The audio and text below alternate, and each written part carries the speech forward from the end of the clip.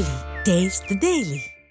தஞ்சை மாவட்டம் பாபநாசம் அருகே கால்ஸ் நிறுவனத்திற்கு சொந்தமான சர்க்கரை ஆலை வழங்க வேண்டிய 212 கோடி ரூபாய் நிலுவைத் தொகையை வழங்க வலியுறுத்தி கரும்பு விவசாயிகள் கருப்பு கொடி ஏந்தி 787வது நாளாக போராட்டத்தில் ஈடுபட்டுள்ளனர். இதுகுறித்தான கூடுதல் விவரங்களோடு இணைகிறார் நமது செய்தியாளர் சுல்தான். வணக்கம் சுல்தான், மேலும் விவரம்.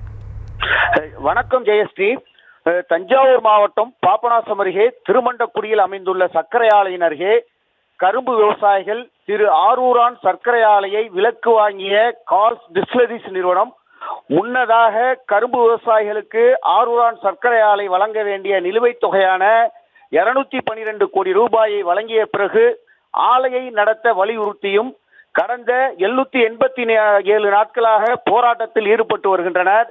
அதன் ஒரு பகுதியாக இன்று 787 நாளாக சர்க்கரை ஆலையை நோக்கி கருப்பு கொடியுடன் போராட்டத்தில் ஈடுபடுவதற்கு ஊர்வலமாக வந்த கரும்பு விவசாயிகளை போலீசார் தடுத்து நிறுத்தினர்.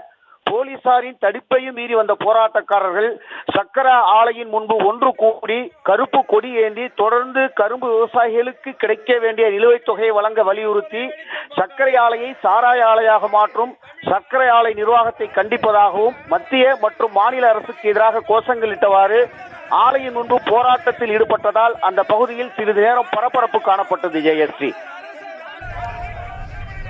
விவரங்களுக்கு நன்றி சுல்தான்.